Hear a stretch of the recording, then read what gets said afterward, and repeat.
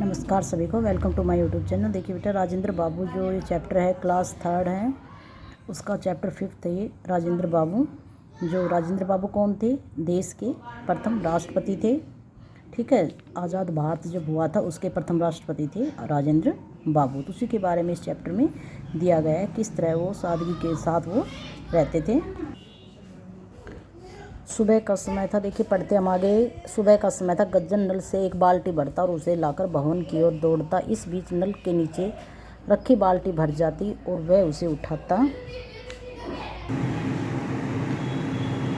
सुबह का जो समय होता है उसमें गज्जन के बारे में बताया गया कि गज्जन नाम का जो व्यक्ति है वो नल से एक बाल्टी पानी की भरता है और उसे लेकर भवन की ओर दौड़ता हुआ जाता है। इस बीच नल के नीचे रखी बाल्टी जो होती है वो भर जाती है और वह उसे उठाता और बार बार दौड़ दौड़ कर पानी भीतर भर के ले जाता है। देखिए चित्र में भी दिखाया गया है किस तरह इसने बाल्टी लगा रखी है और ये भर भर के एक बाल्टी ले जा रहा है, दूसरी बाल्टी उसके नीचे लगा रहा है। तभी कंधे पर अंगोछा डाले, हाथ में धोती और लोटा लिए एक व्यक्ति वहाँ आता है। यानी थोड़ी देर बाद क्या होता है कि कंधे पे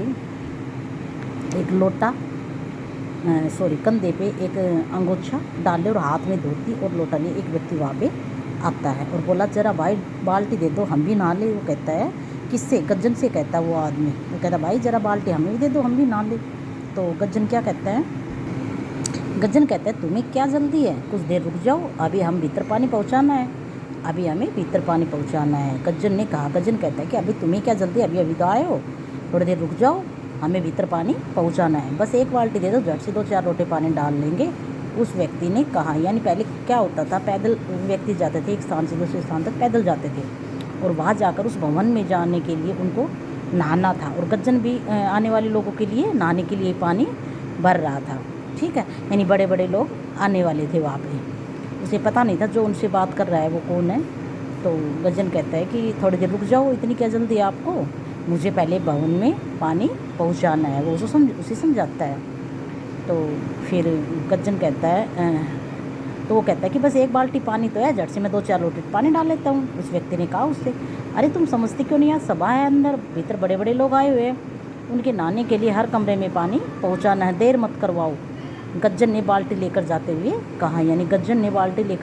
कहा, तुम समझते नहीं हो, मैंने कहा ना कि भवन में आज बड़े बड़े व्यक्ति आने वाले हैं और बड़े बड़े लोग आने वाले हैं, उनके नहाने के लिए मुझे कमरे में पानी पहुंचाना है और तुम मुझे देर मत कराओ। अच्छा लाओ हम भी मदद कर देते हैं। वह व्यक्ति बोला। वो कहता है अच्छा ठीक है, लाओ हम भी मदद कर देते हैं। उस व्यक्ति ने धोती गर्दन पर डाली, लोटा रखा और बाल्टी भरते ही दौड़ दौड़ कर गज्जन को पकड़ाने लग गया। यानी जो व्यक्ति आया था वहाँ पर वो अपनी जो धोती वगैरह थी वो गर्दन पर डालकर और गज्जन की मदद करने लग गया। थोड़ी देर में सब कमरों में पानी पहुँच गया। गज्जन बैठकर सुस्ताने लग गया। यानी गज्जन थोड़ी देर बैठकर आराम करने लग गया, क्योंकि थोड़ी देर में ही जब उसने मदद कर दी तो जो काम गज्जन कर रहा था वो बहुत ही जल्दी हो गया। क्यों? क्योंकि उस व्यक्ति ने उसकी मदद की। उस व्यक्ति ने झटपट स्नान किया और गज्जन को धन्यवाद देकर वहाँ से चला गया। और जब गज्जन अब शरीर सुस्ताने लगा तो जो वो आदमी आया था नहाने के लिए वह नहाने लगा और फटाफट स्नान करके अंदर भवन में पहुँच गया। थोड़ी देर बाद सभा शुरू हुई। स्वयंसेवक नेताओं को शरबत के गिलास